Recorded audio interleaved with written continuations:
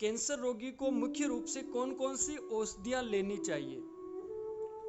ऐसा सब कैंसर का जो श्री नवग्रह आश्रम सेवा संस्थान का जो प्रोटोकॉल बोलते हैं उसको, जी हमारा जो प्रोटोकॉल है वो महर्षि सुश्रुत, वाग्भट, चरक, हरित या अष्टांग हृदयम, या आयुर्वेद के जितने मतलब जो शास्त्र हैं, जो ऋषि मुनियों ने जो अर्बुद करकरा के लिए जो चीजें बताई। आयुर्वेद का प्राण है क्वाथ, काढ़ा। जी काढ़ा। हाँ, तो कैंसर रोगी को पहली जो औषधि है वो है कैंसर किट, जी जिसके अंदर गिलोय है और बहुत सारी औषधियाँ उसमें कैंसर में जो काम आने वाली है वो है। दूसरा जो कि काढ़ा बना के ली जाती है, ठीक है, और जो आश्रम की तरफ से निःशुल्क दी जाती है। निःशुल्क। तो हाँ, दूसरी जो औषधि है वो है कैंसर कीमो, यानी कि एलोपैथी जो कैंसर रोगियों का कीमो करता है, उसके अंदर विनक्रिस्टिन जो दिया जाता है, विंकासिन, विंकामाइसिन, विनक्रिस्टिन जो दिया जाता है वो विंका रोजिया के अंदर होता है, सदा स्वागिन के अंदर, और जो कर्क्यूमिन दिया जाता है वो हल्दी में होता है। तो ये सब का जो मिश्रण है, और तुलसी सहित ये औषधि भी निःशुल्क दी जाती है, जिसको हमने आयुर्वेदिक कीमो का नाम दिया, कैंसर कीमो या आयुर्वेदिक कीमो, ये औषधि भी निःशुल्क दी जाती है। अब होता है लक्षण आधारित, यानी कि उसके शरीर का अगर शोधन, जैसे रक्त का शोधन करना है तो उसके लिए रक्त शोधन दिया जाता है जो काढ़े के रूप में लिया जाता है। उसके बाद में जैसे उसके फेफड़े में कोई तकलीफ है, खांसी चल रही है उसको, तो उसके बाद में कफ खांसी वाली औषधि उसको एडिशनल लेनी होती है। और बाकी जैसे लीवर का गड़बड़ है तो उसको केवल लीवर वाली औषधि एडिशनल लेनी होती है। इस तरीके से कैंसर के, और इसके अलावा सेकंड जो प्रोटोकॉल है वो है वानस्पतिक चिकित्सा। हाँ, वानस्पतिक में जो मन में ये प्रश्न आता है कि आश्रम से जो औषधियाँ मिलने के बाद, बहुत सारों का प्रश्न है कि आश्रम से औषधियाँ मिलने के बाद हरे पत्ते या वनस्पति फॉर्मेट में औषधि लेने की महत्ता क्या है, क्यों कहा जाता है? देखो, ऐसा सब व्यक्ति बायो है, यानी कि जैविक है, जीवित है, बिल्कुल, और ये जो औषधियाँ हैं ये बायो है, ये जैविक है, जीवित है। दूसरा काम इसमें और होता है कि इनके अंदर फोटोसिंथेसिस प्रोसेस से जो सेल्स होती है वो बहुत इजी वे में डाइजेस्टिव होती है, मतलब रोगी उसको बहुत अच्छे से पचा पाता, और उसका जो हीमोग्लोबिन बनने का प्रोसेस है या उस औषधि का जो रस बन के रक्त बनने का जो प्रोसेस है, तो वो हरी औषधि, अरे हरी औषधियाँ लोग जबरदस्ती दुखी होते हैं। कितनी हरी औषधियाँ मैं आपको समझा देता हूँ। एक तो शीशम के पत्ते हैं जी एक इसमें तुलसी के पत्ते हैं, जी एक इसमें सदा सुहागिन के पत्ते हैं, हरे पत्तों की बात कर रहा हूँ मैं, जी जी, और एक बील पत्र जो आपको मिलता जो है। मिलता है कहीं कहीं, उसके हरे पत्ते हैं। बस यही तो जैविक औषधियाँ हैं। बस इनका स्वरस बना के चटनी और रस एक ही साथ बनाना। आजकल चटनी को अलग से बनाने के लिए हम नहीं कहते हैं, हम इन्हीं चीज़ों को शहद के साथ में वो जो जूस बनाते हैं, वो जूस बनाए उसमें स्वरस जिसको बोलता है आयुर्वेद में, वो बना लेते। बस यही तो हरी औषधियाँ लेनी होती है। स्वरस का अर्थ क्या होता है? जैसे एक सिंपल परिभाषा में स्वरस क्या माना जाता है? स्वरस का मतलब होता है उस औषधि के स्वयं का रस। अच्छा, यानी कि उसको सिंपल वे में पानी डाल दिया जाए, मिक्सी में ग्राइंड किया जाए, और वो जो रस निकल रहा है वो उस औषधि का स्वरस है। आज बहुत सारे जो उत्पाद आते हैं उनमें लिखा हुआ था। चलो, ये भी हमारा जो संशय है वो अलग से क्लियर हो गया। और अगला प्रश्न हमारे मन में ये होता है कि कभी कभी क्या होता है कि कैंसर रोगी का मन हो जाता है कि आज औषधि नहीं लेनी है या मैं बीच बीच में बंद कर सकता हूँ, तो इसका क्या किया जाए?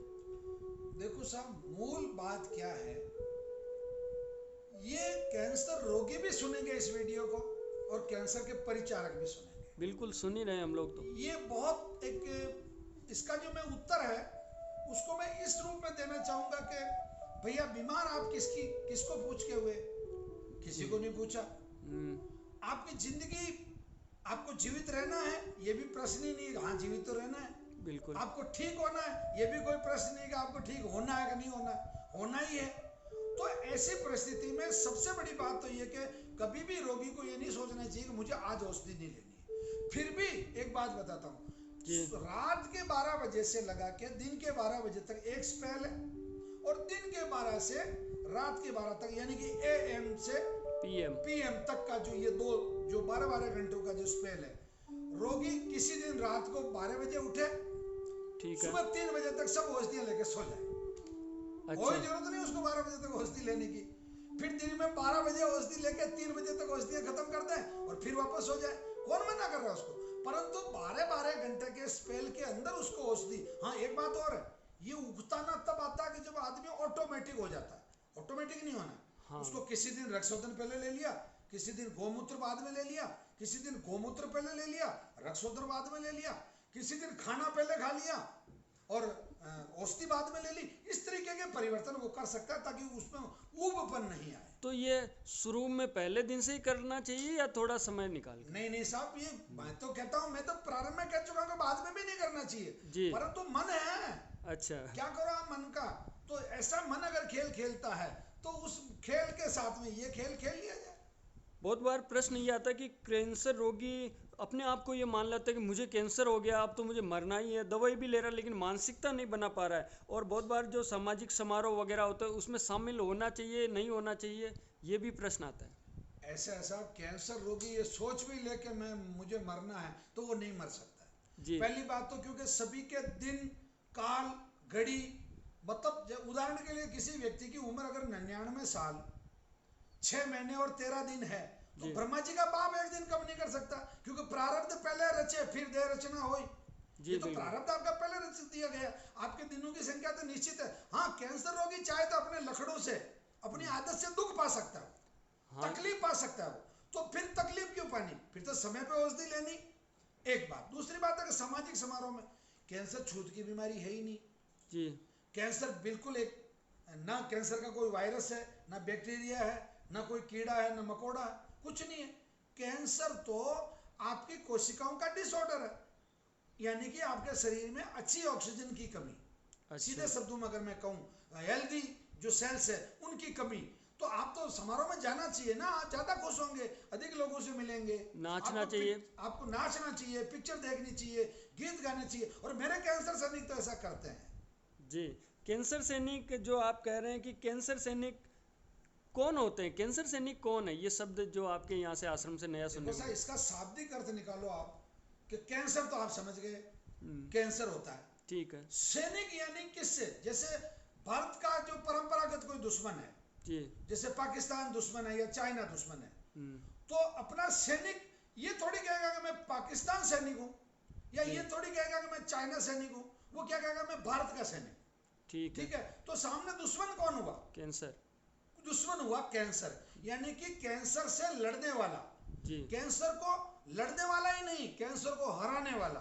सैनिक किसको कहेंगे, सैनिक का मतलब अगर कोई मान लो वीर गति को प्राप्त हो गया तो वो तो सैनिक नहीं कहलाया ना, गति के बाद तो अतः जो लोग कैंसर को जीतते हैं, कैंसर से जंग जीतते हैं, इसमें 2 प्रकार के कैंसर सैनिक होते हैं। मैं आपकी जानकारी के लिए बता, एक तो वो लोग जो खुद को कैंसर था, उन्होंने औषधियां ली नवग्रह आश्रम से, और उन्होंने दूसरे कैंसर रोगियों की सेवा करना शुरू कर दिया। एक कैंसर सैनिक तो वो हुए। एक कैंसर सैनिक वो हैं जो मैं आपको बहुत अच्छे से समझाना चाहता हूं कि उनके परिवार का कोई रोगी था जी। और उसको उन्होंने ठीक कर दिया नवग्रह आश्रम की औषधियां देके, और फिर वो दूसरे रोगियों की और सेवा करे, इसलिए सेवा करे कि ये संकट मेरे परिवार में आया था और उस तरीके से मैंने इसका हल किया, तो मैं क्यों नहीं दूसरे लोगों का भी संकट कम करूं। बिल्कुल, हम लोगों ने देखा आपके YouTube चैनल पे जो कैंसर विजय यात्रा में जो लोगों के अनुभव आते हैं, वास्तव में बहुत ही उनके जीवन में दर्द था और कैसे वो बहुत अच्छे से हो गए,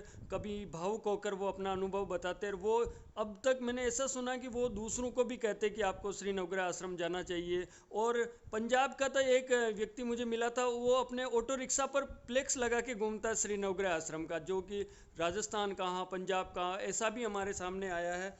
और अब प्रश्न ये आता है कि अन्य रोगों के रोगी और कैंसर रोगी में क्या अंतर होता है। अन्य रोगों के जो रोगी आपके यहाँ आते हैं जिनका सफलतापूर्वक इलाज होता है, उनमें और कैंसर रोगी में क्या अंतर होता है।